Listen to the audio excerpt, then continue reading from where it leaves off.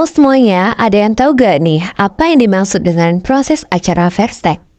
Berdasarkan ketentuan pada pasal 124 HIR atau pasal 77 RV dan pasal 125 ayat 1 HIR atau pasal 73 RV, pengertian putusan Versteeg tidak terlepas kaitannya dengan fungsi beracara dan penjatuhan putusan atas perkara yang disengketakan, yang memberi wewenang kepada hakim dalam menjatuhkan putusan tanpa hadirnya penggugat atau tergugat. Hubungannya dengan proses acara Versteeg pada pasal 124 HIR atau pasal 77 RV mengatur Versteeg kepada penggugat, yang dimana salah satu syaratnya dalam pasal ini bahwa terhadap putusan Versteeg itu, penggugat tidak dapat mengajukan perlawanan atau verzet maupun upaya banding dan kasasi, sehingga terhadap putusan tertutup upaya hukum. Pada pasal 125 ayat 1 HIR atau pasal 73 RV mengatur Versteeg terhadap tergugat, yang dimana salah satu syaratnya adalah hakim menjatuhkan putusan Versteeg yang berisi diktum sebagai berikut. Yang pertama, mengabulkan gugatan seluruhnya atau sebagian. Dan yang kedua, menyatakan gugatan tidak dapat diterima apabila gugatan tidak mempunyai dasar hukum. Maksud utama sistem Versteeg dalam hukum acara adalah untuk mendorong para pihak menaati tata tertib beracara sehingga proses pemeriksaan penyelesaian perkara terhindar dari anarki atau kesewenangan. Sistem Versteeg dalam hukum acara juga memperhatikan akibat buruk yang mungkin terjadi apabila keabsahan proses pemeriksaan digantungkan atas kehadiran para pihak atau tergugat. Undang-undang perlu mengantisipasinya melalui acara pemeriksaan Versteeg. Perihal syarat syahnya penerapan acara Versteeg kepada tergugat, merujuk kepada ketentuan pasal 125 ayat 1 HIR atau pasal 78 RV. Poin pertama, tergugat telah dipanggil dengan sah dan patut, di mana pada poin pertama ini kita dapat memahami, mempelajari, dan mengetahui. Poin pertama tentang melaksanakan pemanggilan jurusita, bentuknya dengan surat panggilan, cara pemanggilan yang sah, dan jarak waktu pemanggilan dengan hari sidang. Pada poin kedua, terdapat tidak hadir tanpa alasan yang sah. Syarat ini ditegaskan dalam pasal 125 ayat 1 HIR sebagai berikut. Pertama, tergugat tidak datang pada hari perkara itu diperiksa. Kedua, tidak menyuruh orang lain sebagai kuasa yang bertindak mewakilinya. Ketiga, padahal tergugat telah dipanggil dengan patut, tetapi tidak menghiraukan dan menaati panggilan tanpa alasan yang sah. Dan terakhir, dalam kasus seperti itu, hakim dapat dan berwenang menjatuhkan putusan Versteeg, yaitu putusan di luar hadir tergugat.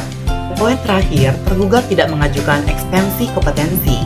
Berdasarkan pasal 125 ayat 2 Junto pasal 121 HIR, hukum acara memberi hak kepada tergugat mengajukan eksepsi kompetensi, baik absolut berdasarkan pasal 134 HIR atau relatif berdasarkan pasal 133 HIR. Apabila tergugat tidak mengajukan eksepsi seperti itu, kemudian tergugat tidak memenuhi panggilan sidang berdasarkan alasan yang sah, hakim dapat langsung menyelesaikan perkara berdasarkan acara Versteeg. Penerapan acara Versteeg tidak imperatif. Sifat penerapannya fakultatif tersebut diatur dalam pasal 126 HIR sebagai acuan. Yang pertama, ketidakhadiran tergugat pada sidang pertama langsung memberikan wewenang kepada hakim menjatuhkan putusan Versteeg. Yang kedua, mengundurkan sidang dan memanggil tergugat sekali lagi. Yang ketiga, batas toleransi pengunduran. Penerapan acara Versteeg apabila tergugat lebih dari satu orang. Rujukan penerapan acara Versteeg dalam perkara tergugat lebih dari satu orang bertitik tolak dari pasal 127 HIR dan pasal 151 RBG. Yang pertama, pada sidang pertama, semua tergugat tidak hadir langsung dapat diterapkan acara Versteeg. Yang kedua, pada sidang berikut, semua tergugat tetap tidak hadir dapat diterapkan acara Versteeg. Yang ketiga, salah seorang tergugat tidak hadir, sidang wajib diundurkan. Yang keempat, salah seorang atau semua tergugat yang hadir pada sidang pertama tidak hadir pada sidang berikut, tetapi tergugat dahulu yang tidak hadir sekarang hadir. Bentuk putusan Versteeg berdasarkan pasal 125 ayat 1 HIR, pasal 149 RBG, dan pasal 78 RV terbagi menjadi 3 bentuk putusan Versteeg. Yang pertama, mengabulkan gugatan penggugat, yakni mengabulkan seluruh gugatan yang diajukan oleh penggugat melalui PST. Dalam hal ini, memberikan keputusan yang menguntungkan bagi penggugat tanpa adanya kehadiran atau pembelaan diri dari pihak tergugat.